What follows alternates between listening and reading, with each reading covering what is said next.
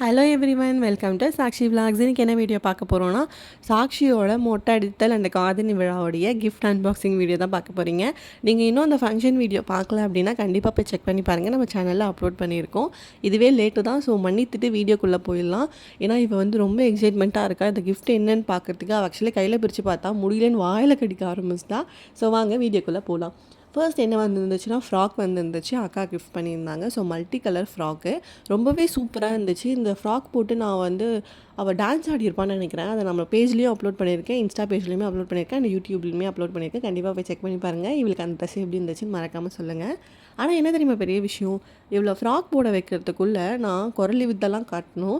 என் பிள்ளை மட்டும் தான் அப்படி இருக்கா, இல்லை உங்கள் எல்லா பிள்ளையுமே அப்படி தான் இருக்கான்னு கொஞ்சம் மறக்காமல் வந்து கமெண்ட் பண்ணுங்கள். இன்கேஸ் உங்கள் பிள்ளைலாம் வந்து இந்த மாதிரி அழகான ட்ரெஸ்லாம் போட்டுக்குது அப்படின்னா அதுக்கு நீங்கள் என்னெல்லாம் வந்து ப்ராக்டிஸ் பண்ணுறீங்க அப்படின்ட்டு எனக்கு டிப்ஸ் எதனா இருந்தால் சொல்லுங்கள். ஏன்னா அவ்வளோக்குள்ள ட்ரெஸ் இருக்குது ஃப்ராக், அது எதுவுமே போட மாட்டேங்கிறா.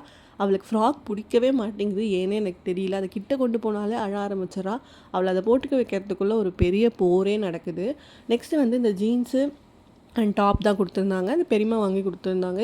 அவங்க ஃபர்ஸ்ட் என்கிட்ட கேட்டுட்டாங்க, அவளை என்னடி போடுவா எதனா சொல்லுடி அப்படின்ட்டு. நல்ல வேலை நான் அவங்கக்கிட்ட சொல்லிவிட்டு, தயவு செஞ்சு ஃப்ராக் மட்டும் எடுத்துகிட்டு வராதிங்க, லைக் அவள் அதை போட மாட்டேங்கிறா அப்படின்ட்டு. அவளுக்கு பிடிச்ச மாதிரியே ஜீன்ஸு டாப்ஸ் எடுத்துகிட்டு வந்திருந்தாங்க. இந்த ஜீன் டாப் எல்லாமே போட்டுக்கிறா. எனக்கு தெரிஞ்சு இப்போ பையனாக பிறந்திருக்கணும், மாற்றி பொண்ணாக பிறந்துட்டாலும் என்னன்னு தெரியல. வெஸ்டர்ன் வியர்லாம் போட்டுக்கிறா. இந்த ஃப்ராக்கு மட்டும் போட்டுக்கவே மாட்டேங்கிறா. இந்த பாவாடை சட்டையும் போட்டுக்கவே மாட்டேங்கிறா. இதெல்லாம் போட்டுக்க வைக்கிறதுக்குள்ளே போதும் போதும்னு ஆயிடுது. உங்கள் குழந்தைங்களும் அப்படியா, இல்லை நீங்கள் அவங்களுக்கு போட்டுக்கிறதுக்கு எதனா வந்து டிப்ஸ் எதனா இருந்துச்சுன்னா சொல்லுங்கள், நான் அதை ஃபாலோ பண்ணுறேன். இது யார் கிஃப்ட் பண்ணா அப்படின்னா, ரொம்பவே க்ளோஸ் டு த ஹார்ட் என்னோடய ஃப்ரெண்ட்ஸ் தான். நம்ம லைஃப்பில் எப்போவுமே ஒரு 3 பேர் இருப்பாங்கள்ல, என்ன நடந்தாலும் எப்போவுமே ஸ்டில் காலேஜ்லேருந்து இப்போ என் பிள்ளைக்கு ஃபங்க்ஷன் வரைக்குமே என் கூடவே தான் இருக்காங்க. அவளுங்களுக்கு இந்த குழந்தைங்களுக்கு ட்ரெஸ் எடுக்கிறதுலாம் வராது. ஏன்னா நான் தான் ஃபர்ஸ்ட் மேரீடு நான் என்னோடய கேங்கில்.